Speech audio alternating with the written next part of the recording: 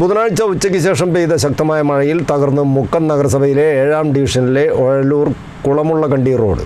Kerala irrigation department ഒരാഴ്ച മുൻപ് drip ഇറിഗേഷനായി pipe സ്ഥാപിക്കാനെടുത്ത കാനയിലൂടെ വെള്ളം ശക്തമായി ഒഴുകിയാണ് റോഡ് തകർന്നുപോയത്.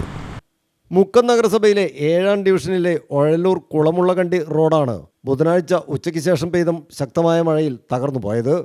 കേരള ഇറിഗേഷൻ ഡിപ്പാർട്ട്മെൻറ്റ് ഒരാഴ്ച മുൻപ് ഡ്രിപ്പ് ഇറിഗേഷനായി റോഡിൻ്റെ നടുവിലൂടെ കാന കീറി മണ്ണെടുത്ത് പൈപ്പ് സ്ഥാപിച്ചിരുന്നു. ഈ കാനയിലൂടെ വെള്ളം ശക്തമായി ഒഴുകിയാണ് റോഡ് തകർന്നുപോയത്. റോഡിൽ വലിയ ഗർത്തങ്ങളും ചെളിയും വന്ന് അടിഞ്ഞതോടെ 15ഓളം വീട്ടുകാർക്ക് അത്യാവശ്യ കാര്യങ്ങൾക്ക് പോലും പുറത്തിറങ്ങാൻ കഴിയാത്ത സാഹചര്യമാണുള്ളത്. ഇത് ഏകദേശം 2 ആഴ്ച മുമ്പ് ഇതിൽ കുറച്ച് ആളുകൾ വന്നിട്ട് നമ്മളോട് പറഞ്ഞു, നമുക്കിത് ഒരു ഗവൺമെൻറ്റിൻ്റെ പ്രോജക്റ്റാണ്, ഇതിൽ നിങ്ങൾക്ക് എല്ലാവർക്കും കൃഷിക്ക് ആവശ്യമായ വെള്ളത്തിന് വേണ്ടിയിട്ട് നമ്മൾ പൈപ്പ് ഇടുകയാണ്, സൗജന്യമായിട്ടാണ് ചെയ്യുന്നത്, നിങ്ങൾക്കത് വളരെ ഉപകാരപ്പെടും എന്ന് പറഞ്ഞിട്ടാണ് അവരിവിടെ വന്ന് ആദ്യം പറമ്പുകളിലെല്ലാം അവർ വലിയ കുഴി കുഴിച്ചിട്ട് പൈപ്പ് ഇട്ടു.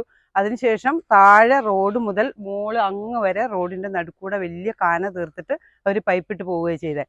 പക്ഷേ ഇത് ഒരാഴ്ചത്തേന് പ്രശ്നമില്ലായിരുന്നു. ഇപ്പം മഴ പെയ്തു, വലിയ വലിയ പൊത്തുകൾ, വലിയ ഗഡ്ഡയാണ്. ഇതിൽ നമുക്ക് വണ്ടി കൊണ്ടുപോകാനോ ഒരു സൗകര്യമില്ല. പുറത്തേക്ക് നമുക്ക് വീട്ടിൽ നിന്ന് പുറത്തേക്ക് ഇറങ്ങാൻ യാതൊരുവിധ സൗകര്യമില്ല.